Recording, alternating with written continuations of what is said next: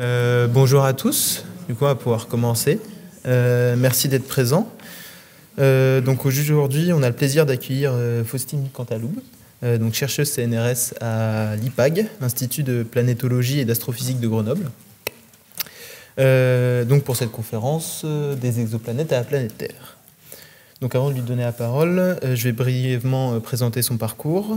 Donc d'un point de vue scientifique, Faustine a obtenu son doctorat en 2016 à l'IPAG et à l'ONERA sur la détection et la caractérisation d'exoplanètes dans des images à grand contraste par la résolution de problèmes inverses. Elle réalise ensuite un postdoc au Max Planck Institute for Astronomy à Heidelberg en Allemagne, et en 2020 elle est recrutée au laboratoire d'astrophysique de Marseille avant de rejoindre l'IPAG 2 ans plus tard. En ce qui concerne son engagement, Faustine met en place en 2021 la commission transition environnementale au sein de la Société française d'astronomie et d'astrophysique, et elle est également membre du conseil du Labo 1.5 qui a contribué à la fondation d'Astronomers for Planet Earth, un collectif international. Donc cette conférence s'inscrit dans ce cadre de lien entre la recherche et les enjeux environnementaux, et donc est à l'initiative du groupe de travail des DRS. Je laisse maintenant la parole à Faustine. Bonjour à tous, à toutes. Merci beaucoup pour l'invitation. Je suis très contente d'être ici et de voir un peu ce qui se passe aussi dans les labos à Rennes. J'ai jamais eu l'occasion. Je vais faire ça comme ça, ce sera plus prudent. Ouais, donc comme j'ai été invitée par le groupe Développement durable et responsabilité sociale, je vais un peu axer la conférence donc moins sur la physique. J'ai vu les autres conférences avec beaucoup d'équations. Je me suis dit, oula, vous n'allez pas en voir. Vous allez voir jolies images par contre, j'espère. Mais vraiment un peu toutes les trajectoires qu'on a prises. En fait, il se trouve que l'astrophysique, pour plusieurs raisons que je vais essayer d'infuser à travers cette présentation, est assez motrice dans tout ce qui est justement prise de conscience de la responsabilité sociale pour plusieurs aspects. Je vais vous présenter un petit peu, donc, pour les exoplanètes, on va revenir à la base. Donc, c'est des planètes qui tournent autour d'autres étoiles que le Soleil. Donc, en 1992, on a eu la première détection avérée autour d'une étoile, par contre, post-mortem, oui, c'est un peu ça. Donc, c'est un pulsar, donc c'est un résidu d'étoile sur la séquence principale. Donc, on ne l'a pas vraiment compté. Donc, en général, on parle de la première détection autour d'une étoile de type... sur sa séquence principale, en 1995, ça a été l'objet d'un prix Nobel il y a quelques années, de Michel Mayor et Didier Queloz. Aujourd'hui, donc depuis même pas, je vais y arriver, 30 ans, j'ai compté quand même dans ma tête, depuis 30 ans, on a découvert plus de 5000 exoplanètes dans plus de 4000 systèmes. C'est-à-dire qu'on a découvert pas mal de systèmes multiples, avec plusieurs planètes. Dans ces 5000 exoplanètes, on estime à peu près à 3-4% des planètes de type terrestre. Je mets beaucoup de guillemets derrière ce mot, parce qu'en fait, c'est juste des planètes de masse et de densité à peu près similaires à la Terre, c'est-à-dire des planètes rocheuses, telluriques, type Mars, Mercure, Vénus. Ça dit rien sur la composition de ces objets. Et un point qui me paraît important, c'est que ces découvertes, elles se sont accompagnées d'un gros changement de concepts fondamentaux dans la pop culture. Donc ça a fertilisé beaucoup les imaginaires et ça a beaucoup investi les cultures. Et je me suis permis de mettre à gauche, je ne sais pas, pour les plus jeunes d'entre vous qui connaissent peut-être le groupe Ascendant Vierge, qui ont mis le mot exoplanète dans leurs paroles. Donc c'est vraiment quelque chose qui a infusé, alors que c'est très récent finalement, 1995. Et à droite, c'est le JPL, la NASA. Vous savez qu'ils ont un service com qui est très très efficace, voire trop efficace apparemment, où ils ont fait des espèces de cartes de voyage, des posters pour mélanger les voyages vers des exoplanètes. Ça, donc je trouve ça en dit long.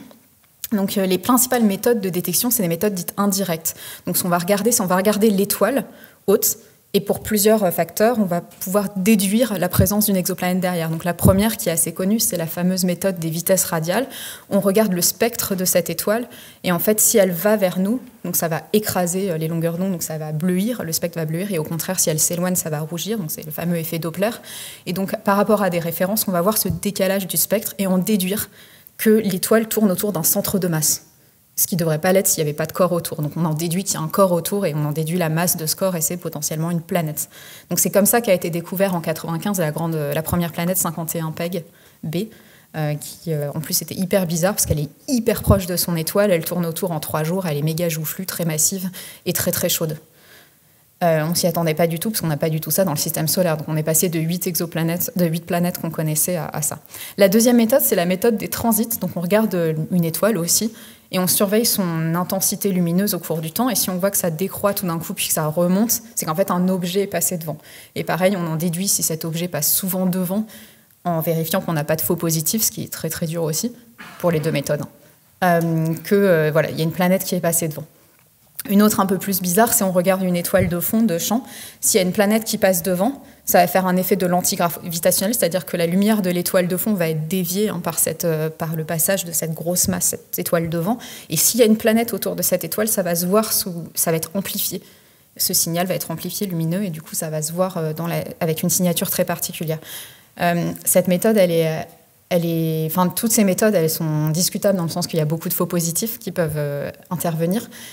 Et donc, comment les trier? Et puis là, par exemple, celle-ci, elle n'est pas très reproductible. Elle est difficilement reproductible parce qu'une fois que l'étoile est passée, il n'y a plus. La dernière, qui est une méthode qui est un peu en cours, on en parle beaucoup, donc je me permets d'en parler, c'est pareil, en fait, le concept est le même. On regarde le centre de gravité de l'étoile qui bouge au cours du temps. Donc, il faut avoir la position de l'étoile à une précision vraiment extrême. Et pareil, ça donne des informations sur ce qui tourne autour. Bon, moi, ce sur quoi je travaille, c'est ce qu'on appelle les méthodes directes. Donc ça, c'est depuis 2004-2005, dans ces eaux-là, 2010. On fait de l'imagerie d'exoplanètes. Donc c'est vraiment des photos, comme je l'ai montré sur le premier transparent, au slide. Donc là, vous avez devant vos yeux ébahis HR 8799 qui a 4 planètes de type Jupiter, jovienne, très massives, très brillantes. Donc ce que vous voyez ici, les 4 petits points autour de l'étoile, c'est vraiment des exoplanètes, des vraies images. C'est la lumière qui est émise par ces planètes parce qu'elles sont suffisamment massives et chaudes. Donc on n'est pas du tout au stade où on arrive à voir des planètes de type terrestre à ce jour, mais on voit quand même ces choses-là. Donc c'est des systèmes assez jeunes, hein. On est à 30 millions d'années pour l'âge du système. Pour rappel, le Soleil, c'est 4,5 milliards d'années. C'est vraiment un système jeune, donc toujours un peu en formation. On en a un deuxième ici qui est particulièrement jeune, aussi 5 millions d'années. On voit, je ne sais pas si vous voyez bien, mais il y a 2 points lumineux, enfin 3 en l'occurrence, qui sont des potentielles exoplanètes. Enfin non, il y en a 2 qui ont été confirmées, pas celle qui est la plus proche.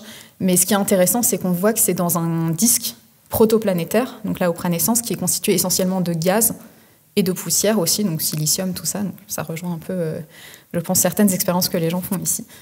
Et ça nous donne vraiment des indications précises sur comment se forment ces planètes, chose qui n'est toujours pas comprise à ce jour. Et ça, c'est un disque un peu plus vieux où il reste très peu de gaz. Le gaz a été soufflé par l'étoile, mais par contre, il reste de la poussière, juste. Et cette forme va potentiellement nous donner des indications sur la présence de planètes ou non, mais c'est pareil, c'est un modèle qui est très dégénéré, donc aujourd'hui, on n'a pas de méthode où on se dit « Ah tiens, il y a tel disque, il y a forcément une planète de ce type-là ». Ça, c'était des petits rappels sur les distances, hein. Donc là, on est à peu près autour de 150 parsecs, donc quelques dizaines d'années-lumière max. Et c'est ce que je vous disais tout à l'heure. Donc, en fait, les grandes questions physiques auxquelles on veut répondre je suis en train de vous faire une conf d'astro, finalement. Je voulais juste introduire le truc, mais bon, bref. Les grandes questions auxquelles on veut répondre quand on fait de l'imagerie, quand on fait des demandes de financement, tout ça, c'est on veut comprendre les architectures des systèmes exoplanétaires. Donc, s'il y a des disques, la plupart des étoiles, en fait, elles viennent en double, en triple, en quadruple, en amas. C'est assez rare d'avoir des étoiles solitaires. Donc, par exemple, quelle est l'interaction avec des étoiles non solitaires? Un peu comprendre la démographie de ces planètes. Donc, pour cette méthode des géantes gazeuses, mais pour les autres méthodes de toutes les planètes qu'on peut détecter. Et faire un suivi temporel, un peu comprendre comment les orbites de ces planètes vont évoluer selon tout ce qui se passe autour, les variabilités. Et surtout, un point clé, c'est les atmosphères. Les atmosphères d'exoplanètes, c'est le nec plus ultra. C'est vraiment le truc qu'on cherche tous. C'est là qu'on met beaucoup de ressources humaines et financières et énergétiques. Et donc là, l'idée, c'est d'obtenir des spectres de ces planètes pour... le Graal, ce serait d'avoir des biomarqueurs, des choses comme ça. Donc justement, juste pour vous donner un ordre d'idée, vous avez ici une vue d'artiste de la Voie lactée. Évidemment, on ne sait pas quelle forme elle a. Donc, elle fait à peu près 50 000 années-lumière de rayon. Et le petit rond qu'on voit en bas à droite autour du Soleil, donc autour de 2000 années-lumière, c'est là qu'on arrive aujourd'hui à détecter des exoplanètes. Donc tout le reste, en fait, on ne sait pas trop ce qui se passe, hein. Donc on reste dans un milieu très très récent. Je pense que c'est juste pour vous donner des notions. Et donc ce que je vous disais tout à l'heure, on les détecte, on les caractérise, il se passe plein de trucs, c'est super... Ça, c'est une science qui avance très très très vite, hein. Maintenant, on parle d'exobiologie aussi, on parle d'exoatmosphère, tout ça. Et donc le but ultime, c'est la compréhension des conditions d'apparition de la vie. La vie sur Terre, telle qu'on la connaît aujourd'hui, c'est un assortiment de tout plein de choses. Et là, je vais vous mettre juste quelques clés principales. Je ne suis pas du tout experte dans le domaine, mais il y a quelques choses quand même que tout le monde connaît. Comme je vous ai dit, on a un petit soleil très sympa, seul, comme pratique, qui est pas du tout, enfin qui a un temps de vie assez long, parce que si on avait une énorme étoile, on aurait un temps de vie très court, donc quelques millions d'années, on n'aurait pas le temps de faire grand-chose. Donc là, il a 10 milliards d'années devant lui encore, enfin 5 milliards d'années. Pas très actif, enfin vraiment tranquille, quoi. Donc ça, c'est chouette. On a Jupiter dans notre système, et ça, c'est la plus grosse planète de notre système solaire. Ça fait à peu près 20 fois la taille de la Terre. Bref. Et en fait, c'est hyper intéressant parce qu'on pense qu'avec les interactions qu'il y a eu dans le système solaire lors de sa naissance, sans Jupiter, la Terre ne serait peut-être pas là où elle est aujourd'hui, donc pas dans cette zone un peu parfaite, finalement. Et surtout, on se prendrait peut-être des météorites sur la tronche tous les 4 matins. Parce qu'il n'aurait pas vidé complètement les orbites de ces planétésimaux, de ces de ces astéroïdes, quoi. Voilà, ça c'est la Lune aussi, très important la Lune, parce qu'en fait la Lune elle a un effet stabilisateur de l'orbite de l'obliquité, en l'occurrence de la Terre, mais pas que. Donc ça fait vraiment, comme elle est en rotation synchrone, ça stabilise la Terre et ça fait qu'on n'a pas des températures qui varient à l'échelle de siècles à un endroit donné de la Terre. Donc c'est aussi des petites choses. Je pense que la stabilité temporelle c'est vraiment un point clé, d'après ce que j'en déduis de tout ce que me disent mes collègues, pour les conditions d'apparition de la vie. Le poids de la Terre est aussi très important parce qu'il est suffisamment massif pour avoir retenu une petite couche d'atmosphère qui est non négligeable. Mars est un peu moins massif et l'atmosphère a complètement été soufflée, et en même temps pas trop, pour pas en emmagasiner trop et avoir une atmosphère qui nous étouffe. On peut aussi penser à Vénus, dont l'effet de serre a fait que maintenant il y a des pressions absolument invivables à la surface de Vénus. Le champ magnétique de la Terre est aussi présent, alors qu'il n'est pas présent sur Mars non plus, et qui nous protège des particules, notamment des particules nocives qui viennent du Soleil. Il y a évidemment tout plein de composés organiques, les fameux SNOPS, carbone, oxygène, hydrogène, tout ça. Donc plein de choses pour faire de la bonne soupe. Un autre point super important, c'est la présence d'eau liquide. On en parle tout le temps. C'est parce que l'eau liquide, en fait, est un très très bon solvant pour faire de la chimie. Je pense qu'il y a des gens ici qui connaissent beaucoup mieux que moi ça. Et puis en plus, on est pile poil au bon endroit pour avoir de l'eau sous différents états, gaz, liquide, solide. Ça, c'est plutôt cool. Et un autre point auquel on ne pense pas trop, c'est le cycle du carbone. Il y a un cycle du carbone dans la Terre avec la tectonique des plaques, qui est hyper important en fait, à l'émergence de la vie et à la stabilité, encore une fois, de ce système. C'est que quelques petits clés. En fait, quand on cherche profondément, chaque machin est hyper important. Et pour vous donner un autre point de vue, un repère, on ne voit pas grand-chose, mais un côté de temps, c'est le fameux calendrier cosmique. Donc la ligne en haut, c'est l'année. Donc tout à gauche, en janvier, vous avez le Big Bang. Bon, voilà. Après, il y a les premières étoiles qui arrivent vers avril, tout ça. Et le système solaire se formerait en septembre et la vie multicellulaire en décembre. La deuxième ligne, c'est juste le mois de décembre, donc il ne se passe pas grand-chose jusqu'au 14 décembre. Et c'est le 15 décembre qu'on a les premières preuves, en tout cas qu'on a découvert les premières preuves de traces fossiles, les premiers mammifères, les oiseaux, les fleurs avec du pollen, le 28 décembre, les dinosaures éteints le 30 décembre. Et donc à la fin, vous voyez, genre le dernier jour, c'est là qu'il y a vraiment ce qu'on appelle l'émergence d'Homo sapiens et les autres Homo machins. Et si on prend la troisième ligne, c'est donc la dernière minute. Donc vous voyez, il y a toute une partie au milieu. Au bout de 30 minutes, c'est par exemple tout ce qui est sédentarisation. Je vais y arriver. Sédentarisation pour l'agriculture parce que le climat était assez stable et permettait en fait de sédentariser, de ne plus être des populations nomades, etc. Vous avez plein de choses. Et la dernière seconde est très intéressante parce que 9 secondes avant maintenant, c'est la révolution dite scientifique. Oui, on peut en parler de cette révolution, mais bon, bref. La révolution industrielle, qui est un vrai truc qui a vraiment affecté énormément la Terre, c'est 0,5 secondes avant maintenant.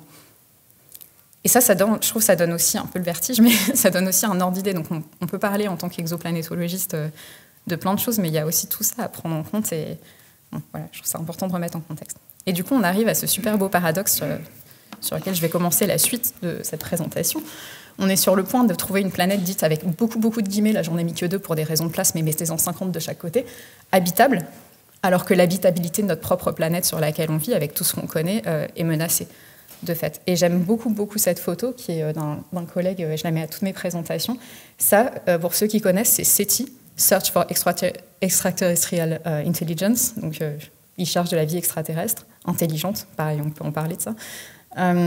Donc c'est un truc qui existe. Et là, en fait, le panache de fumée que vous voyez en haut, c'est le Fry Fire, en fait. C'est le panache de fumée qu'il y a eu aux États-Unis dans les années 2021. Donc on ne voit pas grand-chose au travers. Donc je trouve que ça illustre très très bien ce paradoxe. Donc je vais enfin passer au cœur de la présentation. C'était une introduction... Oh, ça va, 15 minutes. Là, derrière, en fond, je vous ai mis la première image, en tout cas celle qui est répertoriée comme une des premières images de la Terre vue du ciel. Elle a été prise le 24 octobre 1946. Avant, on n'avait absolument aucune idée de à quoi ça ressemblait de l'extérieur. On voit les beaux nuages, c'est magnifique. Ça a été pris à 100 km d'altitude par un missile. Je vous laisse aussi digérer cette information.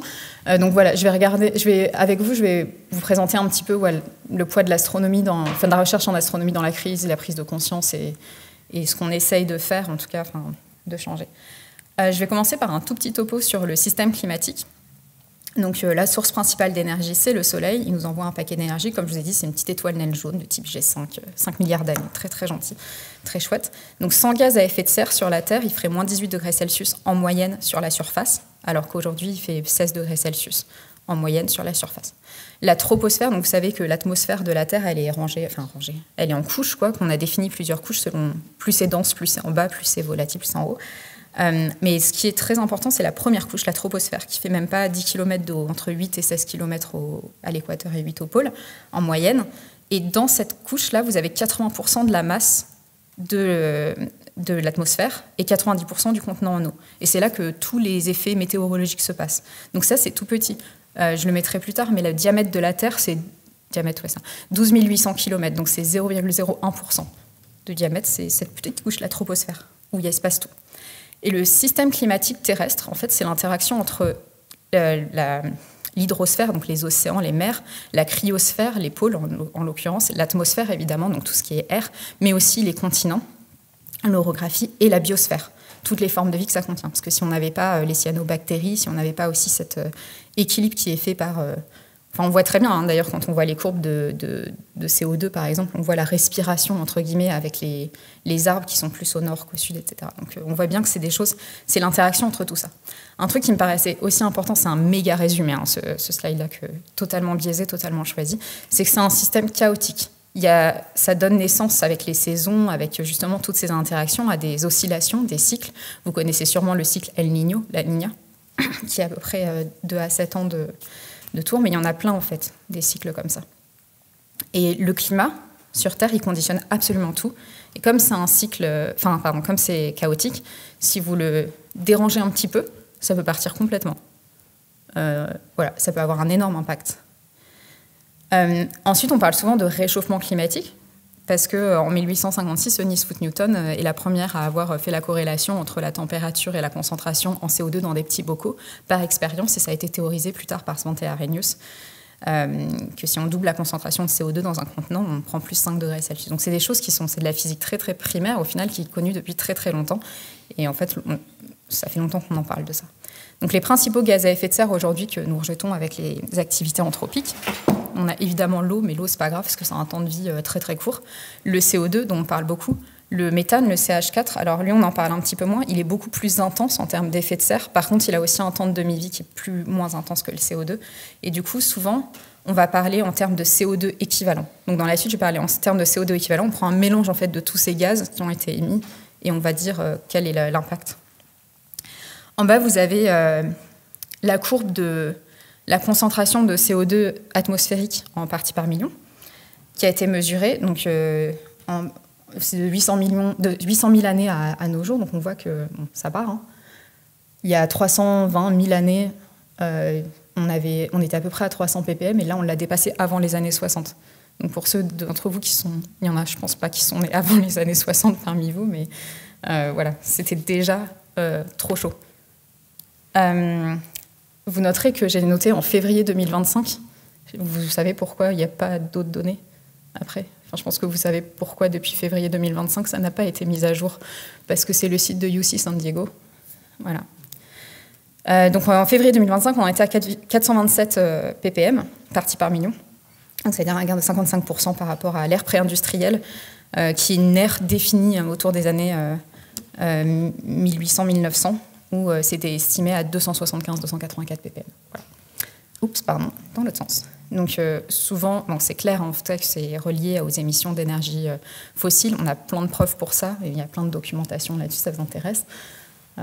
Et souvent, on le représente, ce réchauffement, par les climate stripes. Donc là, vous avez la température globale codée par couleur depuis 1850. Donc on voit effectivement que dès les années 50, en fait, on est au-delà des oscillations naturelles qui existent, hein, qui sont bien là, mais on est bien au-delà des oscillations naturelles et du bruit.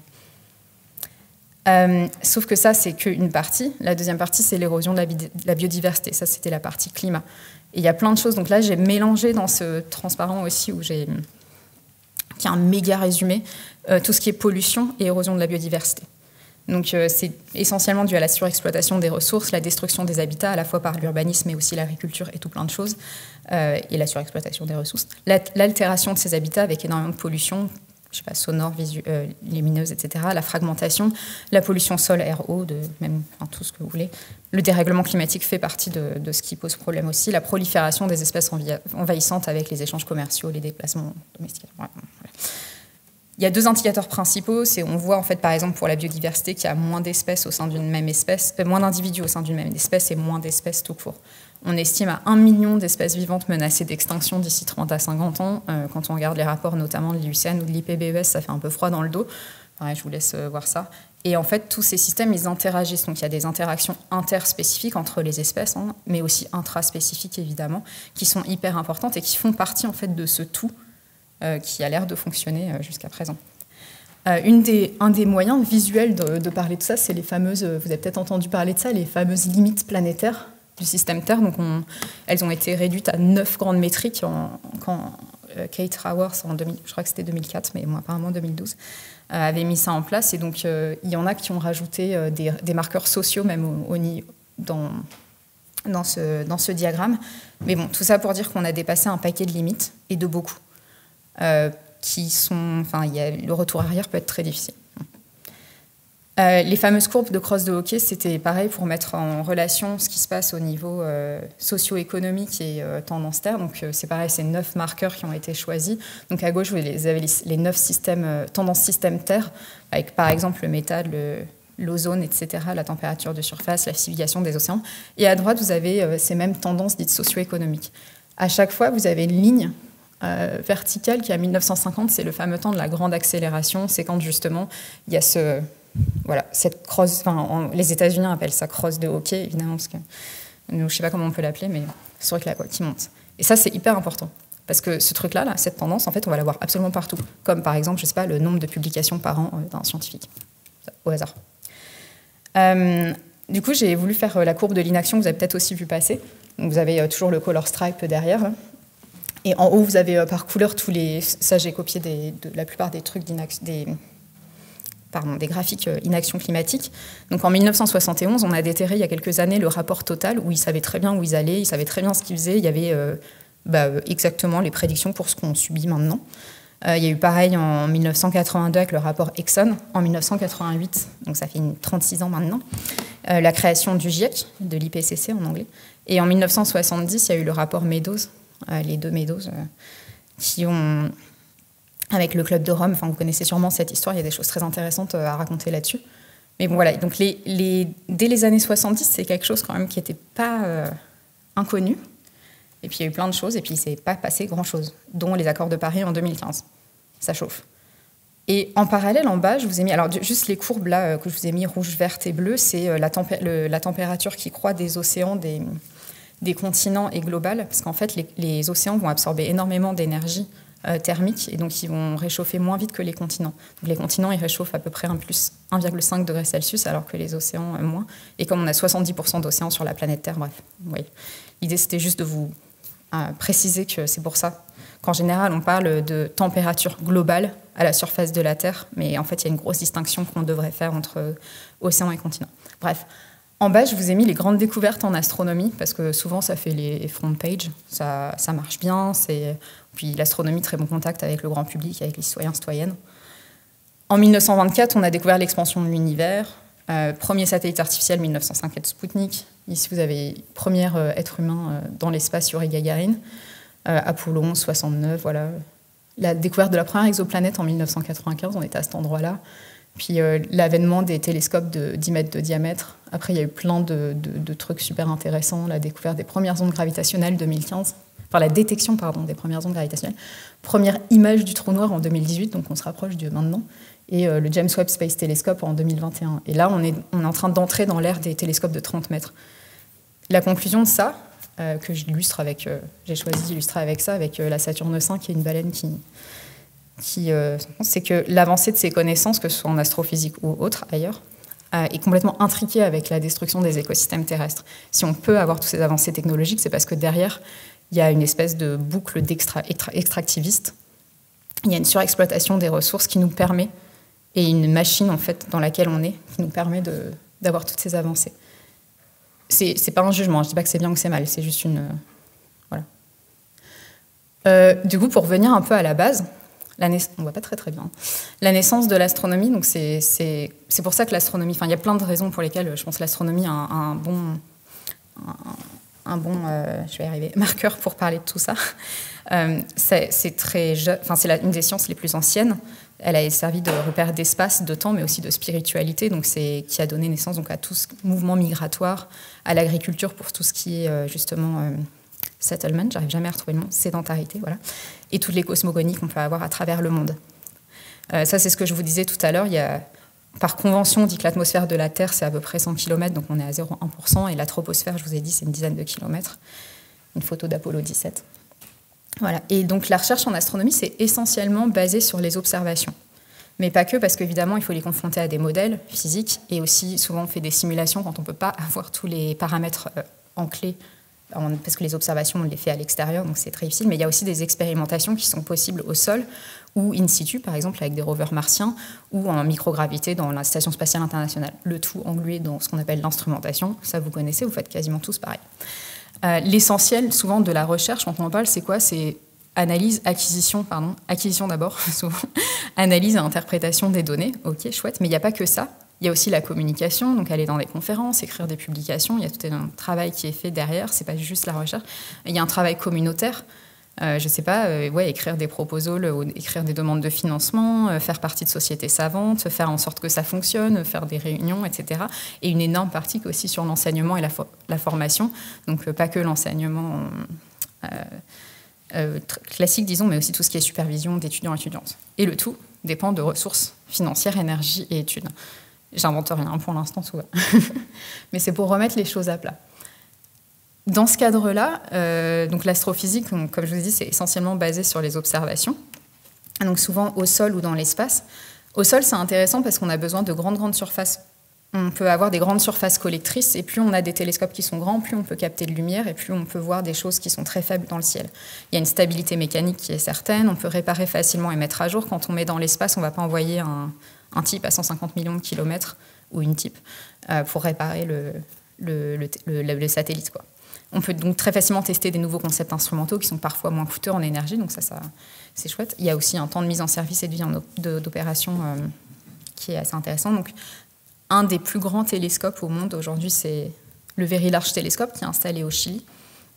Et voilà, par contre, dans l'espace, on est hors de l'atmosphère, donc on n'a pas de problème avec l'atmosphère, on peut faire des mesures in situ. Il y a des sources de bruit très faibles. Donc ça, c'est le plus grand, c'est James Webb Space Telescope, et il a un miroir de 6,5 mètres de diamètre, alors qu'au sol, je vous ai dit, on est de l'ordre du 10 mètres.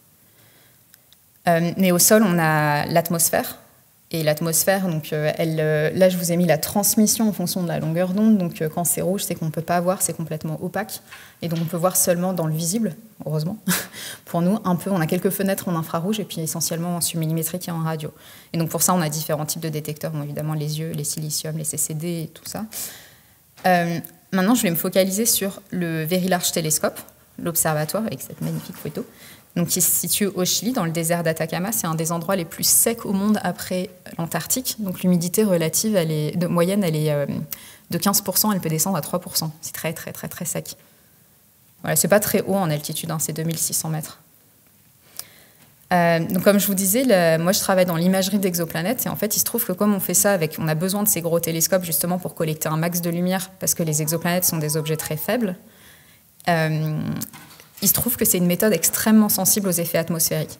Et c'est un peu ça qui a fait le lien, en tout cas pour moi, avec le climat. Donc vous voyez des images là, et vous voyez qu'il y a plein de choses qui se passent. Il y a des gros flares, des halos, des machins. Et en fait, tout ça, c'est des effets atmosphériques qu'on comprend, on sait d'où ça vient, et dont on est... voilà. Et c'est là qu'on s'est rendu compte qu'en fait, les observatoires astronomiques, à chaque fois, ils avaient une petite station météo associée, donc ils mesuraient la vitesse de vent, l'humidité, la pression, etc., et la température. Et le Very Large Telescope, il a été installé dans les années 90-98. Donc on a des données depuis les années 98. Et il se trouve qu'en climatologie, si on veut parler de tendance climatique, il faut au moins avoir 30 ans de données. Pourquoi ? Parce que les cycles dont je vous ai parlé, la El Niño, la Niña, mais pas que, il y en a plein d'autres. Il y a des cycles sur 10 ans, il y a même des cycles sur 100 ans en fait. Mais ils vont faire qu'il y a des oscillations. Et si on veut être sûr que le signal qu'on observe n'est pas dû à ces oscillations naturelles, il faut avoir au moins 30 ans. Et donc là, on y arrive. En 2020, on arrivait à peu près à ces 30 ans, donc on s'est dit, tiens, on peut utiliser ces données et voir si on voit ces marqueurs du dérèglement climatique dans nos données de télescope. Et ça, on peut les confronter à des données dites de réanalyse climatique. Donc typiquement, en Europe, c'est l'ECMWF. Je ne vais pas vous faire l'acronyme parce que ça ne sert à rien, mais c'est les fameuses données ERA5. Donc en gros, ils prennent toutes les données disponibles dans le monde, ils les mettent dans une grosse boîte, ils remuent tout ça avec de la physique bien propre, et ils arrivent à recouvrir en fait les pièces de puzzle et à vous donner sur différents niveaux d'altitude, dans différentes petites pixels en fait de endroits sur Terre, plein de métriques type la température, l'humidité, la vitesse de vent, la direction, etc. Et on a aussi des projections climatiques dans le cadre des rapports du GIEC notamment. Il y a des modèles, intercomparaison de modèles par exemple, qui donnent toutes les projections jusqu'à 2100. Et des modèles plus ou moins résolus spatialement. Donc là, je vais vous montrer 2 marqueurs importants qu'on a étudiés. Donc c'est d'après la lecture de ce papier, apparemment, qu'on a été invité avec mon collègue Julien Milly, qui bosse aussi à l'IPAG. Donc le premier, c'est la température. Donc on sait avec les rapports du GIEC que la température avait augmenté. Donc ça, c'était en 2021, de 1,1 degré Celsius. Donc maintenant, on est plutôt à 1,4,5. Enfin, non, je dis n'importe quoi. Pardon. Et je vous ai dit, il y a une différence entre la deuxième ligne, entre les continents et les océans. Et effectivement, c'est ce qu'on observe dans nos données. Donc en rouge, vous avez les données de la station météo, et on voit que là, ça augmente vraiment énormément. Et c'est à peu près en 2015 que justement le signal est sorti du bruit naturel dû typiquement aux oscillations. Alors surtout au Chili, on est très... le climat, la météo et le climat dépendent beaucoup de El Niño, la Niña. Et au-dessus, en bleu, vous avez... Alors, il y a un offset entre les deux, un biais, parce qu'en fait, on n'a pas la même résolution en altitude ou même en spatial, en XY. Mais vous avez la même tendance. Donc, on savait que nos observations étaient vraies. Et on a vu vraiment ce pic partir en 2020. On a regardé... Donc, on a conclu qu'on avait une augmentation moyenne de 1,5 degré Celsius en 30 ans, quand même pas mal. Et c'est effectivement ce que prédisait le GIEC, Et les projections qu'on a regardées, donc avec le scénario, le pire scénario possible, le worst case scénario, qui s'appelle le SSP5 8.5, on pourra revenir là-dessus si vous voulez, c'est plus 4 degrés Celsius en 2100. Et ces études-là, elles ont été reprises récemment par 2 collègues à nous, donc, qui a confirmé que oui, en fait, ça continue comme ça en 2023, donc c'était 3 ans après. Et une autre collègue qui a fait des projections un peu plus précises et qui a montré, c'est écrit ici, qu'on s'attend à plus 0,5 degrés Celsius par décennie. D'ici 2050, parce que c'est plus précis spatialement, mais moins long dans le temps.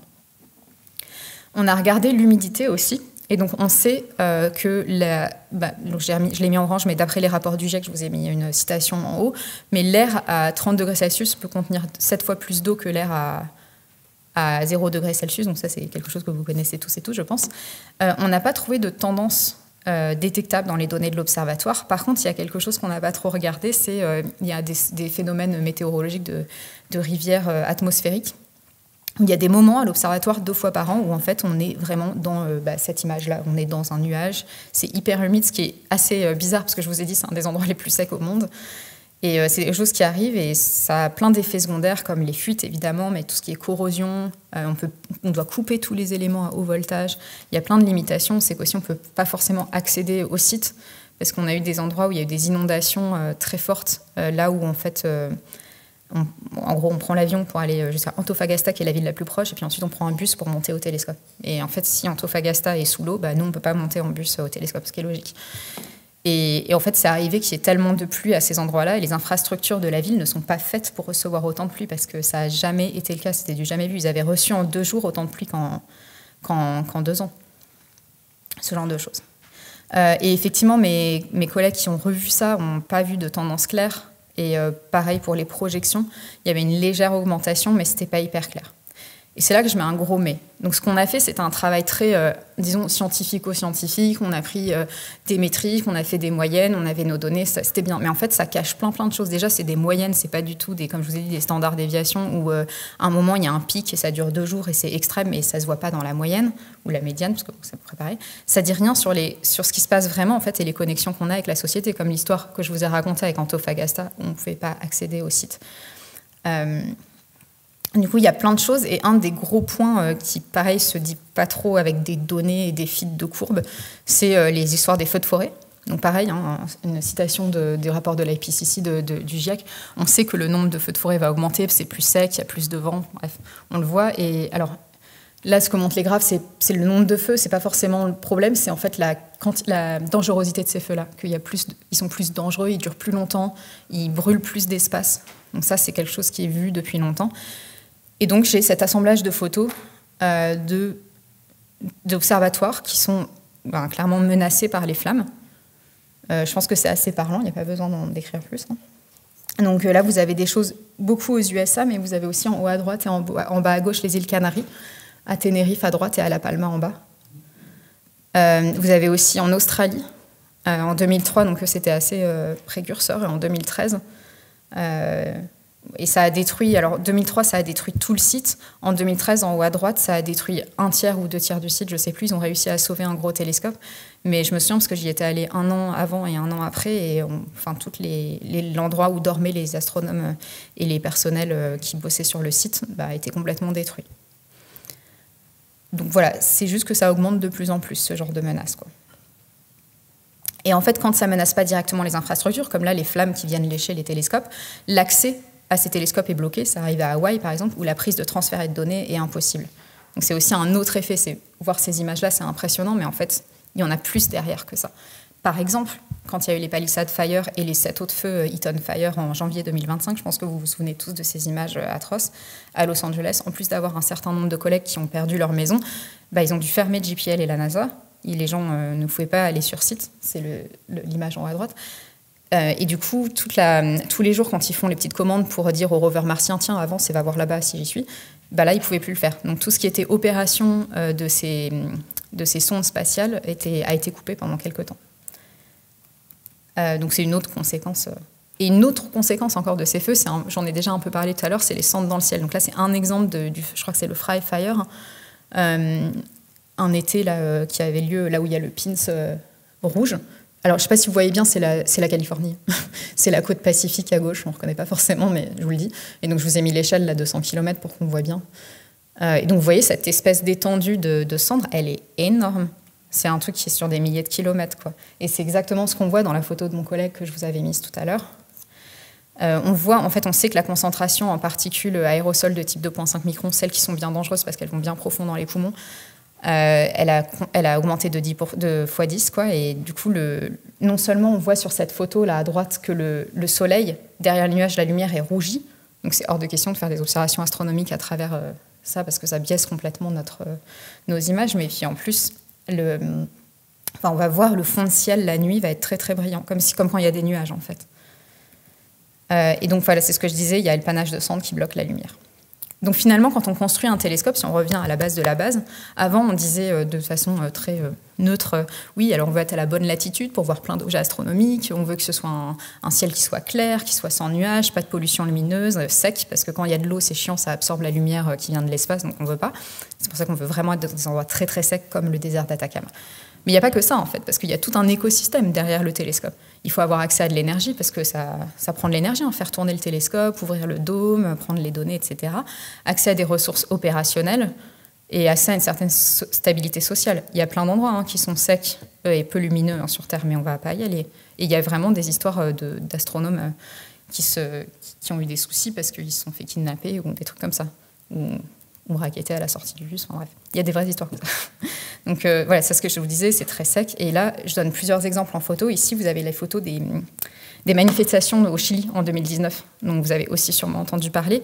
Pendant toute cette période de manifestations populaires, il était impossible d'accéder au télescope. et au travail aussi. Là, c'est pour dire qu'il y avait d'autres choses. En fait, quand on est arrivé sur ce site, il y a aussi des êtres vivants. Donc là, un petit renard qui, malheureusement, est décédé parce qu'il a mangé de la mort aux rats qui était pour les rats, qui étaient là parce qu'il y avait des réserves de nourriture. En fait, il y a des réserves de nourriture au télescope pour 10 jours. S'il se passe quelque chose, s'il y a un tremblement de terre ou quoi que ce soit, les personnes qui sont sur place peuvent se nourrir au moins en autonomie pendant 10 jours. C'est hyper important. Mais du coup, réserve de bouffe dit. Voilà. Il faut de l'énergie. Donc là, par exemple, il y a tous les panneaux solaires qui ont été installés dans le coin. Là, c'est le camion qui ramène 2 à 3 fois par jour 20 000 litres d'eau fraîche. Il fait super soif, là. Avec un taux d'humidité de 3%, je peux vous dire que ça débite en boisson. Moi, j'ai buvais 6 litres d'eau par jour quand j'y étais. C'était vraiment dur. Et là, c'est la réserve de diesel pour faire tourner les télescopes. Et puis, c'est pas que les télescopes. En plus, il faut les refroidir, les dos. Mais c'est des gros trucs, je vous ai dit. C'est des miroirs de 8 mètres à l'intérieur. Donc, c'est énorme. C'est à peu près la taille de cette salle. Et puis, vous multipliez par 2 la hauteur. Et donc, il faut refroidir ça en permanence. C'est hyper coûteux en énergie. Parce qu'en fait, on veut que quand on ouvre le dôme du télescope, il soit à la même température que l'extérieur. Il est refroidi pendant la journée. Voilà, donc finalement, on peut le résumer avec aussi de l'activité de recherche en astrophysique, les observations. C'est quoi? C'est voyager jusqu'au site. Donc non seulement faire le Paris-Santiago du Chili, mais aussi le Santiago du Chili-Antofagasta, prendre le bus, tout ça. Il faut quand même récupérer les données, les stocker quelque part, les transférer. Donc ils sont souvent transférés à Munich, en Allemagne. C'est là qu'il y a le headquarter. Donc tout ça, ça demande beaucoup d'énergie. Alors quand il y a eu la pandémie du Covid-19, pareil, ça a été fermé. Les manifestations en 2019, pareil, ça a été fermé. S'il y a le moins de problèmes de conflit, ça a été fermé. Je me souviens d'une fois, je travaillais en France, il y a eu des manifestations étudiantes, ça c'était en 2015. Ils ont coupé les fibres et du coup, il n'y avait plus de transfert de données possible. Pareil, c'est des choses les tremblements de terre, pareil, plus de transfert de données possible. Et puis comme je vous ai dit, quand il y a des gens qui travaillent quelque part, il faut au moins leur apporter de l'eau, de la nourriture et des soins de santé primaires. Une sécurité primaire. Donc en fait, c'est un peu oublié de juste la recherche pour la beauté de la recherche. Il y a plein de questions connexes à ça, je vous en ai mis que quelques-unes. Vous avez peut-être entendu parler des problèmes qu'il y a à Hawaï pour la construction d'un nouveau télescope mandaté par les États-Unis notamment. La plupart des observatoires qui sont utilisés par les Occidentaux, donc on parle d'États-Unis, Canada, et puis France, Allemagne et Europe de l'Ouest. Ils ont été construits dans d'autres pays qui n'ont pas forcément demandé. Enfin, je veux dire, au Chili, c'est un peu dodgy, quoi. C'était sous Pinochet, machin. Voilà. Il y a un collègue qui s'appelle Pascal Marie-Chalard qui fait des recherches en ce moment sur le Chili, qui a écrit tout un bouquin, si ça vous intéresse, sur Hawaï. Et c'est vraiment hyper intéressant de voir un peu, de ressortir un petit peu de... bah oui, on va mettre un observatoire astronomique parce que l'astronomie, c'est classe, c'est pur, c'est neutre, c'est beau, ça parle à tout le monde. Bah en fait, non, pas forcément. Est-ce qu'on mettrait un observatoire astronomique sur le mont Fuji ou sur la tronche à Notre-Dame? Bah, pas forcément, je pense qu'il y a plein de gens qui ne seraient pas d'accord pour faire ça au Vatican. Bref. Et donc là, cette image, c'est une collègue qui l'a prise, Tina Fields, on montre justement un temple hawaïen avec les télescopes derrière. C'est des questions. Encore une fois, il n'y a pas de réponse, il n'y a pas de bien, de mal. C'est juste que c'est des choses auxquelles je pense qu'il faut absolument penser, où là, tout commence à tranquillement se dérégler. Et un autre paradoxe, on cherche des traces de vie dans l'univers, alors dans des observatoires qui sont placés dans le désert. Donc, comme je disais, le désert, c'est des conditions de fonctionnement hyper difficiles. C'est-à-dire qu'il faut ramener plein de choses, il y a plein de... Enfin, c'est pas évident, en fait, dans un désert, de faire marcher un microcosme avec un télescope, comme dans l'espace, en fait. Il faut ramener des ressources, elles ne sont pas là, les ressources. On a accès à des images incroyables du ciel. Vous voyez ici les premières images de James Webb Space Telescope que je pense que tout le monde a vu. Enfin, si vous avez réussi à ne pas les voir, bravo. Mais par contre, l'expérience sensible d'observer ces étoiles, je ne sais pas si beaucoup d'entre vous ont eu la chance de voir à travers un télescope, mais pas forcément en fait, parce que c'est difficile. Il y a beaucoup de milieux urbains. Donc ça, c'est plein de petites choses. J'ai l'impression qu'il n'y avait pas vraiment de fil dans tout ce que je vous ai dit, mais bon, voilà, vous avez une idée un peu globale de l'état de pourquoi l'astronomie. Et en fait, il se trouve que l'astronomie et l'océanographie, c'est les plus gros émetteurs en termes dans l'enseignement supérieur et la recherche en France. Ils font partie des plus gros émetteurs parce qu'ils sont dépendants d'infrastructures. Des infrastructures comme ces observatoires, justement, mais aussi les télescopes spatiaux. Et les océanographes, parce qu'ils ont des gros bateaux, ils vont en Antarctique, donc c'est un peu pareil. Donc en fait, non seulement on le voit, on le subit, mais en plus, nous, on participe en fait à cette grosse machine infernale qui fait qu'on émet énormément, en tout cas dans le cadre de l'enseignement supérieur et la recherche. Donc c'est par exemple le lancement d'Ariane 5, le bilan carbone pour le James Webb. Encore une fois, je parle que de l'enseignement supérieur et de la recherche, parce que si on parlait d'autres choses, c'est pas... Non, pardon, je suis allée en arrière. Donc, par exemple, le Labo 1.5 a fait un énorme travail donc, en France pour un peu estimer l'empreinte, le bilan de gaz à effet de serre dans l'ESR, et a vu que finalement, ce qui consommait le plus, c'était essentiellement les achats, avec plein de consommables. Ça peut être à la fois les trucs à nettoyer le laboratoire, à acheter des lentilles, des machins comme ça, plus que les business trips, donc tout ce qui est départ en conférence ou même les trajets, les commutes, là, les trajets maison-travail. Si on fait un zoom sur l'astrophysique, il y a un très bon papier qui est sorti qui regardait l'IRAP à Toulouse, un institut d'astrophysique. Il y a environ 300 personnes qui travaillent. Et en fait, vous voyez, la moitié du camembert, c'est justement l'utilisation de ces infrastructures, télescopes spatiaux et au sol. La moitié. Et au total, ça fait une empreinte de 28 tonnes de CO2 équivalent par staff par an, par personne par an. Sachant que les Paris Agreement, l'accord de Paris, il faudrait qu'on arrive à 2 tonnes par personne. Donc on en est un peu par an. On en est un petit peu loin, quoi. Quand on regarde les différents instituts, c'est assez inégal parce que forcément, les instituts qui travaillent dans le spatial ou qui ont des grandes salles blanches et qui font en fait tout ce qu'on appelle l'intégration, les vérifications, forcément, ils consomment beaucoup plus quand ils ont besoin de salles blanches. Je regarde juste, il faut que je termine. Voilà. Et en fait, si on regarde les observatoires astronomiques, c'est un peu pareil parce qu'eux aussi, en fait, ils participent à cette course pour, je vous ai montré, pareil, toujours plus grand le télescope. Et donc là, ils en sont à un télescope de 30 mètres de diamètre. Et en fait, ils ont beau faire des bouts de chandelle et dire, regardez, on va descendre notre bilan gaz à effet de serre, en fait, il va remonter d'un autre côté parce qu'on va créer cette espèce de monstre de 30 mètres de diamètre. Et encore, tout ça, ça ne parle pas de l'analyse de cycle de vie complète, c'est-à-dire l'impact sur l'environnement. Donc il y a des gens qui travaillent là-dessus, par exemple en Guyane, pour savoir comment les lancements, à la fois en pollution sonore, particules aérosols, vont affecter l'environnement. On ne parle pas d'extraction des ressources. On ne parle pas non plus d'extraction des ressources dans le temps, qui sont de plus en plus difficiles, les conséquences sociales qu'il y a à ça. Parce que à chaque fois qu'on extrait des ressources, ça veut dire que derrière, c'est des minerais contre des armes et il y a des conflits. Enfin, c'est des choses qui sont très très bien documentées et qu'on a tendance à oublier au jour le jour. Désolée, c'est un peu tristoun. Et aussi la gestion des déchets. C'est pareil. Aujourd'hui, on ne sait pas récupérer des déchets de matériel type smartphone, ordinateur portable, etc. C'est juste pas possible, en fait. Et en plus, il y a le jeu de l'obsolescence technique qui fait que c'est encore pire et que les industriels qui nous proposent ces outils merveilleux font tout pour qu'on ne s'en sorte pas. Bref. Comme cette présentation, elle était aussi avec Julien. Donc Julien Mini, mon collègue, il travaille beaucoup sur la pollution lumineuse, donc j'avais envie quand même d'en parler un tout petit peu. Il y a 2 types de pollution lumineuse. Avant, on connaissait tous du sol vers le ciel.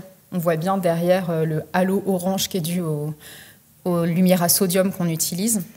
C'est une vue derrière de la Station spatiale internationale qui est à 400 km de haut. Je vous ai dit, l'atmosphère par convention, c'est à peu près 100 km de haut, ça vous donne une idée. Donc la lumière artificielle qui est non voulue, intrusive, inappropriée, excessive. Donc il y a plein de... Le problème, et c'est pour ça que je voulais en parler quand même ici, c'est que c'est quand même encore dans l'inconscient collectif un indicateur d'avancée sociale. C'est-à-dire, c'est toujours perçu comme la sécurité, les enseignes commerciales. Si vous regardez Blade Runner, c'est bourré de lumière, quoi. C'est tous les trucs de science-fiction, c'est souvent la lumière attendant un ampleur-pouvoir de la lumière artificielle, bien sûr. Qualité des infrastructures, capacité économique et tourisme. On parle de la Corée du Nord, par exemple. Voilà. Plein de choses. Donc, ça, c'est tous les trucs qui font partie de ce qu'on appelle la lumière artificielle. Mais donc, là où je voulais en venir, c'est l'International Dark Sky Association, l'IDEA, qui est aussi né en 1988. A catégorisé en fait en notant la qualité du ciel, la darkness, la sombritude du ciel, voilà. Et donc vous voyez ici à droite que au Chili on est plutôt très très bon, et en bas c'est des observatoires américains. On a regardé un peu comment ça se comportait. Un point important, c'est qu'il y a un tiers du monde, ça revient à ce que j'ai dit avant, il y a un tiers du monde qui ne peut pas voir la Voie lactée, en tout cas en 2016. Ça a peut-être augmenté depuis. Et Singapour, c'est la ville la plus lumineuse en termes de puissance lumineuse. La vallée du Nil, c'est en termes d'étendue. Et la Corée du Sud, évidemment, en termes de contraste. Donc il y a plusieurs choses qu'on peut voir. Mais un truc qui est nouveau, c'est la pollution du ciel vers la Terre. Donc il y a 2 trucs. D'abord, c'est les avions. Vous voyez ici une courbe de 1950, toujours 1950, à 2014, je crois. Vous voyez l'augmentation des vols, à la fois de passagers, mais de fret aussi. Et les satellites artificiels. Et pareil, on voit la courbe avec toujours... C'est toujours la même. Celle-ci, c'est celle qui nous embête. Celle qu'il faut arrêter, en fait. On voit le nombre de satellites qui a été lancé depuis 1957 avec Sputnik, dont je vous avais parlé avant. Il y a plein d'effets rebonds en plus, parce qu'aujourd'hui, il y a ces histoires de microsatellites, de nanosatellites, où on se dit « Ah, mais trop bien, on va envoyer des tout petits satellites, ça coûtera pas cher, on va les foutre dans la coiffe et tout. » Mais en fait, on en envoie beaucoup plus et beaucoup trop. En plus, il y a les histoires de débris derrière, il y a vraiment des grosses questions derrière tout ça. Et en fait, c'est quelque chose dont on souffre. Et ça, c'est la pollution lumineuse visuelle, mais il y a aussi celle auquel on ne pense pas, c'est en radio et en submillimétrique. Donc en fait, il y a une énorme pollution lumineuse que nous, humains, on en souffre moins, mais en fait, en astronomie, on la voit. Donc ici, c'est un collègue il n'y a pas longtemps qui montrait, donc à gauche, c'est 2014, à droite, c'est 2024, la pollution radio qu'ils observent dans leurs images.